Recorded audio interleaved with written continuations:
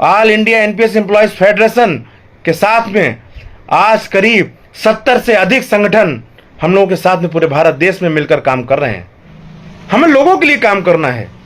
Pension बहाल हो जाए, आज हम लोग बस घरों में अपने वापस लौट जाएंगे। हमें नहीं चाहिए राजनीति। जब तक अपने साथियों के एक एक साथी के पास हम पुरानी पेंशन नहीं पहुंचा देते, हमें कुछ भी नहीं करना है। कैसे होगी बहाल? बहुत से साथियों के दिमाग में होगा कि all India NPS employees federation कैसे पेंशन बहाल कराएगा। हम कराएंगे भाई, करा रहे हैं, हम लगे हैं, हम डटे हैं, हम हटे नहीं हैं। हमने संगठन का राजनीतिकरण नहीं किया है, हमने संगठन को दबाया नहीं है, हमने आंदोलन को दबाया नहीं है। हम सभी को साथ में लेकर के लड़ना चाहते हैं, सभी को साथ में लेकर के आगे बढ़ना चाहते हैं। ये उद्देश्य है हमारा। सड़कें क्या वीरान हो गई हैं क्या? डॉक्टर राम मनोहर लोहिया अक्सर कहा करते थे कि अगर सड़कें शांत हो जाएंगी तो संसद आवारा हो जाएगी। उस संसद में कितने भी लोग बैठे हैं इससे फर्क नहीं पड़ता है, कौन लोग बैठे हैं इससे भी फर्क नहीं पड़ता है। संगठनों को आंदोलन का रास्ता चुनना पड़ेगा। सदन से पेंशन बहाल नहीं होती है। पेंशन बहाल सड़क से होगी, संवाद से होगी, सरकार के आंखों में आंखें डालकर बात करने से होगी। सदन से सिर्फ और सिर्फ स्वयं के स्वार्थ से दोगे पेंशन बहाल नहीं होगी। यह बात अगर आपको समझ में आ जाए तो अच्छी बात है। यह बात आपके पास तक आ जाए तो जिलों में लोगों को भी बता दीजिए। आपने कर्मचारियों को, पूरे कर्मचारी के एक वर्ग को आपने सरकार के विरोध में खड़ा कर दिया है। वो सरकार कोई भी हो सकती है। उस सरकार में आने वाले लोग भाजपा हो सकती है, वो सरकार कांग्रेस हो सकती है, वो सरकार सपा हो सकती है, वो सरकार बसपा हो सकती है। मेरा मतलब यहां पे सरकार से है, ना कि पार्टी से। आप पूरा आंदोलन एक सरकार के खिलाफ खड़ा कर दिए। जिस सरकार से हमें वार्ता करनी थी, संवाद करना था।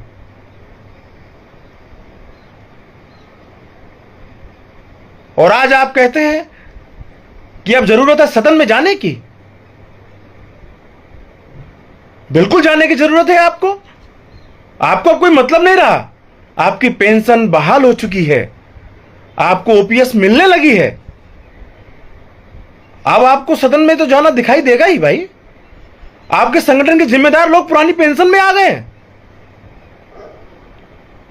अब आप सदन में क्या, अब एमएलसी से लेकर के राज्यसभा से लेकर के कहीं भी जाइए, लेकिन हम ऐसा होने नहीं देंगे। हमारे पास मुट्ठी भर लोग हों, लेकिन हम सत्य बोलेंगे, लोगों को भ्रम में नहीं रखेंगे। आप कहते हैं कि ओपीएस, हू ओपीएस चाहिए हमको, आपको कैसे मिलेगी? ओपीएस में क्या व्यवस्थाएं हैं, ओपीएस में क्या लाभ है, ये कौन बताएगा कर्मचारियों को? कर्मचारियों को सच्चाई के रास्ते पे कौन ले जाएगा? सत्यता कौन बोलेगा? इसका आकलन और मंथन किया है आपने कभी? मैं सिर्फ विरोध नहीं कर रहा हूं, मैं कर्मचारियों को एक विकल्प देता हूं आज। क्योंकि स्वस्थ लोकतंत्र में यह कहा जाता है कि सदैव किसी का विरोध करते रहना ही एक सफलता नहीं है। आवश्यक है कि अगर आप किसी का विरोध कर रहे हैं तो लोगों के लिए एक बेहतर विकल्प भी देना कि आपकी जिम्मेदारी है। All India NPS employees federation के साथ में आज करीब 70 से अधिक संगठन हम लोगों के साथ में पूरे भारत देश में मिलकर काम कर रहे हैं कि पेंशन आंदोलन को बेचा जो जा रहा है उसको बचा लीजिए। पूरे भारत देश से, पूरे उत्तर प्रदेश के एक एक साथी से मेरा हाथ जोड़ करके निवेदन है, आंदोलन को बचा लीजिए। अभी भी समय है। व्यक्ति विशेष के व्यक्तिगत संगठन की जो ब्रांडिंग की जा रही है उसको खत्म करिए, उसको शेयर करने से बचिए, उसके खाते में रुपया भेजने से बचिए। अभी भी पेंशन आंदोलन को बचा लीजिए। All India NPS employees federation पूरे उत्तर प्रदेश में एक भी साथी से रुपया नहीं लेता है, एक भी साथी की सदस्यता की रसीदें नहीं काटता है, एक भी साथी की कार्यालय बनाने के नाम पर एक चवन्नी फूटी कौड़ी भी नहीं लेता है। अगर ली हो तो बता दे। हमारी जनपदों में कार्य समितियां बनी हैं, हमारे इस कार्य समिति के लोग इतने कर्मठ और जुझारू हैं, उन्होंने कहा कि अंकुर जी आपको अगर रुपया चाहिए होगा तो हमसे मांगिए, हम पूरा वेतन दे देंगे।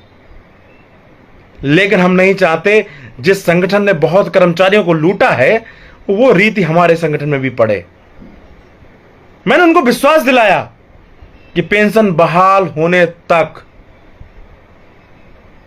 हम किसी का विश्वास टूटने नहीं देंगे। मेरी लड़ाई पेंशन बहाल होने तक है। पेंशन बहाल हो जाने के बाद में आप नहीं ढूंढ पाएंगे अंकुर त्रिपाठी कहां गए। आपके सामने सच को सच कहना मेरी जिम्मेदारी है, और ये जिम्मेदारी इसलिए है कि उस तथाकथित व्यक्ति से आप पूछिएगा कि आज वो जिसका गुणगान करता घूम रहा है उसको खड़ा किया है हमने, हम जैसे लोगों ने बनाया है उसे। बहुत से लोग कुछ भी सवाल करें, कुछ भी जवाब करें, सबका उत्तर मेरे पास है। लेकिन आप सोचिए कि मैं फिर वही बात दोहरा रहा हूं, आपको समझने वाली बात है कि इस आंदोलन को चलते हुए करीब 10 साल हो गए हैं। वर्तमान सरकार जो है उसको 10 साल हो चुके हैं, वो अपने तीसरे टर्म में है। फिर बात दोहरा रहा हूं, समझ लेना, बहुत ध्यान से समझना है आपको। ये सरकार का तीसरा टर्म है और तीसरा टर्म पूरा होते होते इस सरकार को 15 वर्ष हो जाएंगे। और 15 वर्ष के बाद में अगर एक टर्म कहीं धोखे से सरकार को और मिल गया, मिला या ना मिला ये तो अलग भविष्य की बात है, लेकिन मान लेते हैं एक बार को मिल गया तो वो कालखंड होता है 20 वर्ष का। और अभी मैं मंजीत सिंह पटेल जी भाई साहब के साथ चर्चा में बैठा था एक जगह पे, तो वहां पे 72,825 के एक शिक्षक आए हुए थे। उन शिक्षक से मैंने पूछा कि आपकी नौकरी कितने वर्ष रहेगी, तो उन्होंने कहा मेरी टोटल सेवा जो अवधि है, जो सेवा अवधि मेरी है वो 21 वर्ष की है। तो मैंने उनसे कहा कि सरकार को 15 वर्ष तो हो जाएंगे और 5 वर्ष और मान लो पेंशन बहाल नहीं करी, हम वोट फॉर ओपीएस चलाते रहे और सरकार ने पेंशन बहाल नहीं करी, फिर आप क्या करेंगे बताइए। मैंने कहा कब तक आप वोट फॉर ओपीएस चलाते रहेंगे। आज एक विषय यह भी उठाया गया था कि वोट फॉर ओपीएस चलाइए, कर्मचारी को जागरूक करिए। अरे पैरों पे कुल्हाड़ी क्यों मरवा रहे हो भाई कर्मचारियों के, बर्बाद करके छोड़ोगे क्या? कर्मचारी को गला रेतने की जिम्मेदारी ली है क्या तुमने? पेंशन बहाल संवाद से होगी, जो सरकार में बैठी होगी उससे संवाद से होगी पेंशन बहाल। वोट फॉर ओपीएस कैंपेन पूरी तरह से फ्लॉप है, उससे पेंशन बहाल होने वाली नहीं है भाई। कब समझेंगे आप लोग?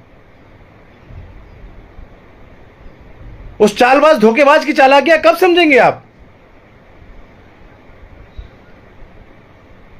लुटेवा एमएलसी बचाओ मंच जो है, बनाओ मंच जो है, उससे कब सजग होंगे आप भाई?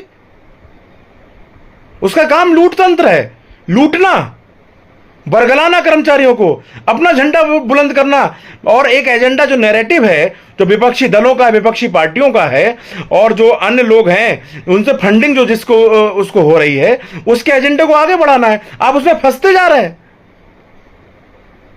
मैं फिर एक उदाहरण दे रहा हूं जो कि मैंने पुराने वीडियो में भी दिया था कि अगर आपके पास कोई चीज नहीं है, परिवार में एक छोटा बच्चा होता है, अगर उसको कोई भी चीज चाहिए होती है तो अपने पिता से अनुरोध करेगा, पिता से तो कहेगा ना, क्योंकि अभिभावक वो है, उससे संवाद करेगा, उससे बातचीत करेगा ना, उसी से तो कहेगा वो।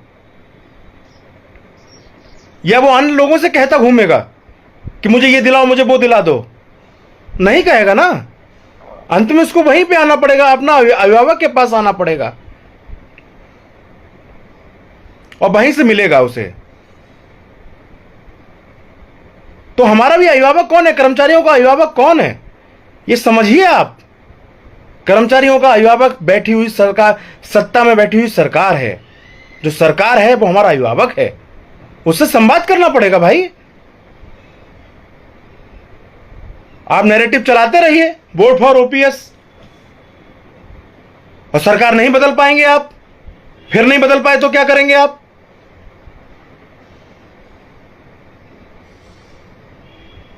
आपके पैरों पे कुल्हाड़ी मारी जा रही है, आपको बर्बाद किया जा रहा है। फिर कह रहा हूं मैं, उस चालबाजी के गिरोह में मत फंसिए। सरकार सब एक जैसी होती है, ये सच है। आज जिसके लिए आप वोट फॉर ओपीएस चला रहे हैं वो भी सरकार में कभी थे, और अगर मान लो वो आ जाएंगे तो मैं फिर दावे के साथ कहता हूं कि सरकारें सब एक जैसी होती हैं, सबका चाल चलन रवैया एक जैसा होता है। कुर्सी की हवा लगते ही लोग बदल जाते हैं, लोगों की हवा बदल जाती है।